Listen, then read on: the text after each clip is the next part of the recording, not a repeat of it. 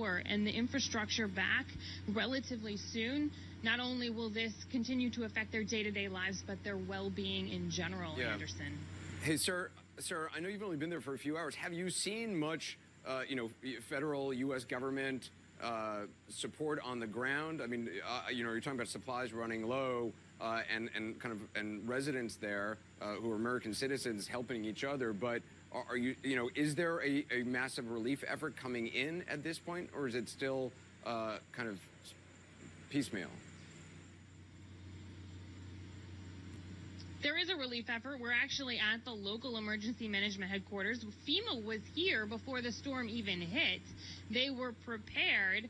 The lieutenant governor actually camped out for the storm in this building behind me. And there is military assistance here. But the thing is, the airport is badly damaged. The ferry terminals just started to be up and running today and yesterday. So getting those supplies in and out is still very tricky, and getting people out is very tricky. Evacuations, there was a cruise ship that came and evacuated some people today, and there are ferry boats, but the majority of people we see, they're waiting with what remains of their belongings for private citizens, strangers, who were their neighbors, but strangers who are bringing their boats in, trying to get people out to St. Croix, to Puerto Rico, to a nearby island where they can get to safety. Some of those people are going to return. Some of those people say they will not.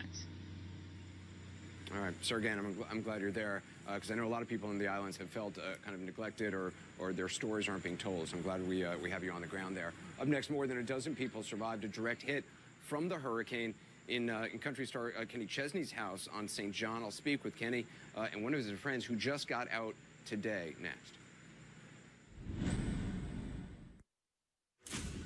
We are the vanguard from one of our friends that this was bad. And yeah, 2 weeks ago it was bad. I will say, so I came, myself just to check things out, and this is just terrible. And yeah. And Luis, this is your first time back, and you left your family up in Tampa, correct? Yes, that's right. That's right.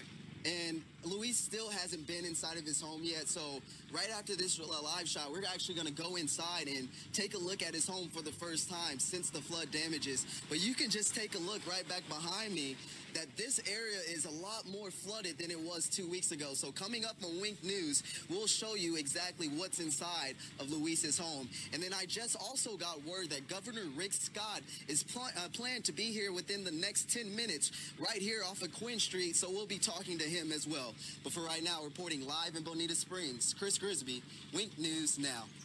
Well, of course, many of you are wondering when your power will be back on. Wink News asks FPL what you It's the sound of cleanup across Cape Coral. So this will get replaced. I think I'll have to deal with the cable method pretty soon. Down trees line streets across the city as people like Carlo Venezia start slowly getting back to normal. Most of the screens in the pool cage were all in the pool. Better than we expected. We planned for the worst and hope for the best, and thank goodness it all went the way it needed to. He and his family rode out the storm in North Cape Coral. Just down the block, we ended up hunkering down for about 5 hours. Chris Blood is cleaning up his yard with the help of his buddy Julius. One friend helping the other. It's the way it goes. Other than some downed trees and a lot to clean up, Blood is feeling thankful. And we're so blessed and thankful for that. Because beyond what's left after Hurricane Irma, for the people of Cape Coral, home is more than a house. The big thing was that everybody was safe. In Cape Coral, Brooke Schaefer, Wink News Now. Tells us relief is the real reason behind their visit.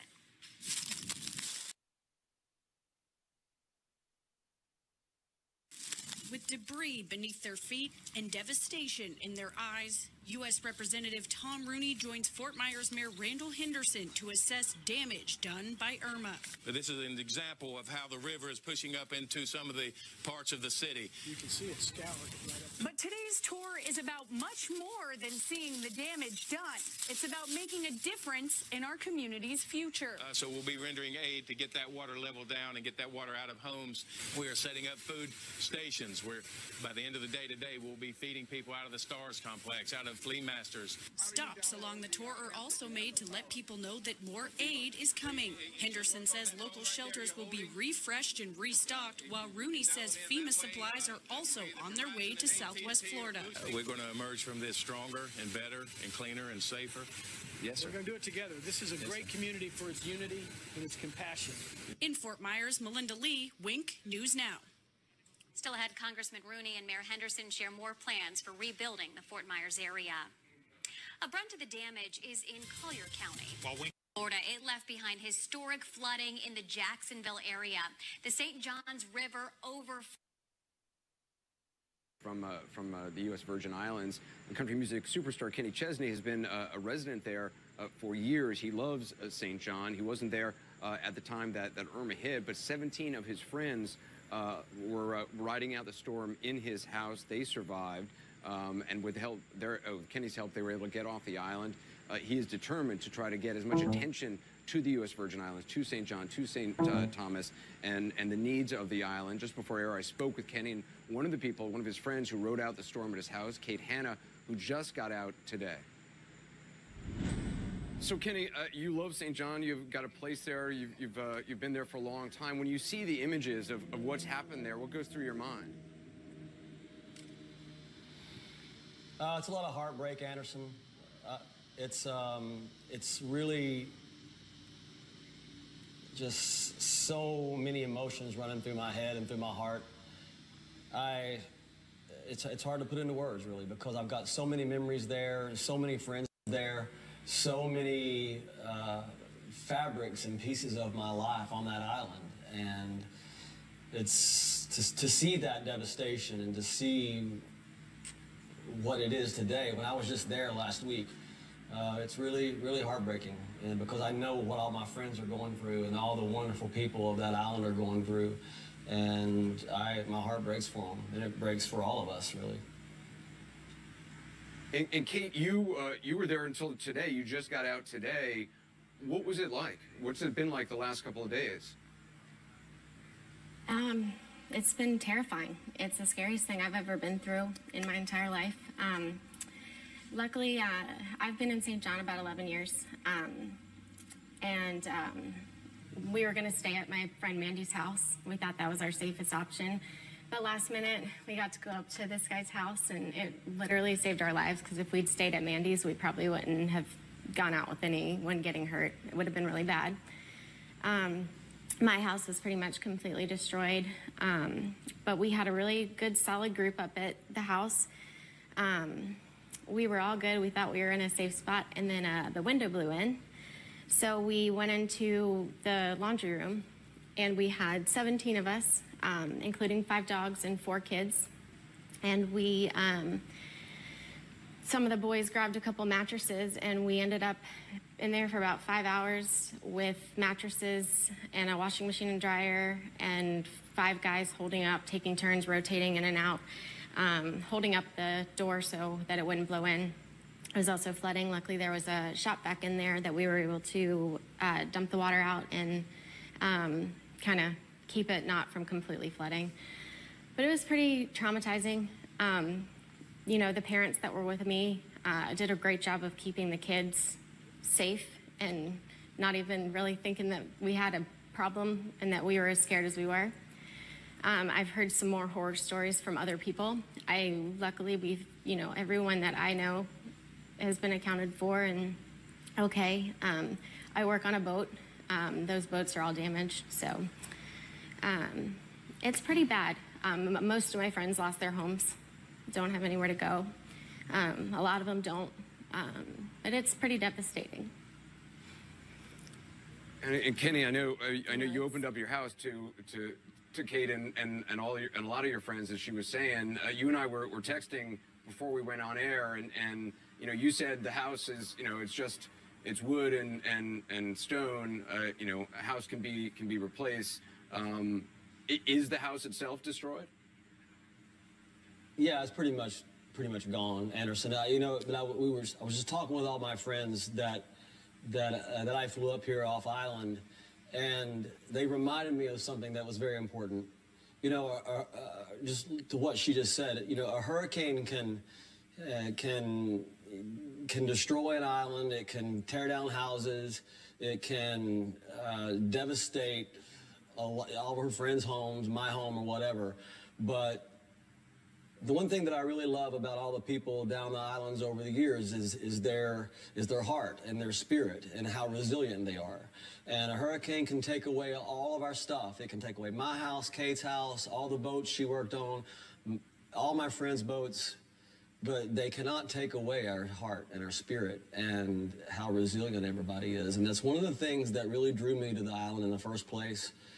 It was a very eclectic group of people that loved life, that loved music, that loved living. And I've always felt that it took a little bit kind of a different soul to live there in the first place. And you really got to want to live there. But it says a lot about a person when they stick it out over the years. And something like this that happens, you know, like I said, it can take away everything that we have, but it will not take away our spirit and our heart. We're going to have more of my interview with Kenny Chesney and with Kate Hanna in the next hour. Kenny's looking at ways to help St. John, not just in the immediate disaster release, but also long-term. You can go to kennychesney.com for more information on ways to help. And as I said, we'll have more from Kenny in the next hour. Up next, the mayor of Jacksonville told us last night the danger is not over. We sent Gary Tuckman there today to see what's going on. His report in just a moment. My name is Mike Rogers. Water is still blocking a lot of the streets, but city officials are allowing residents and business owners to get back in and tackle the cleanup. We had sandbags out and everything, but they didn't do anything. Shauna Austin spent the morning getting the water out of the dry cleaners where she works. Everybody's okay. We just got to do a little cleaning up. Millions across the state are without electricity. We understand what it means to be in the dark. We understand what it means to be hot and without air conditioning. Florida's largest utility is getting plenty of help from out of state, but says it could take 10 days or more to restore power in the hardest hit areas. The White House announced today that the president and first lady will visit Florida on Thursday to get a firsthand look and survey some of the damage, but the locations and logistics of that visit are still being worked out. Mola Lenghi, Wink News Now, Jacksonville, Florida. All right, Mola, thank you for that. A community coming together. We found how people were tackling the cleanup today in Cape Coral. Many of them are getting together to help each other out. Trees and limbs now in piles along the road, many of them feeling thankful after storm surge predictions went down in the area. They say everything ended up better than they expected. You know, family's all good and everybody's healthy and they got all their hands and fingers and toes, and we're all in good shape. Cape officials say trash pickup started today, but not for big piles of branches and palm fronds yet. We'll let you know when that starts. When Irma came through, Charlotte County didn't get hit as hard as Lee and Collier counties, but several areas did see some damage. Wake News reporter Christy Gross went there to check on the recovery. Cleanup begins in Charlotte County after nearly 2/3 of it was evacuated prior to Hurricane Irma's arrival. Leave now. Mandatory evacuations mean go. Storm surge levels were expected to put entire homes underwater. Brandy McTeague and her husband, like so many others, returning to clean up after boarding up their homes and fearing the worst. It was going to be completely flooded. That's what we were all expecting as a family. So we weren't really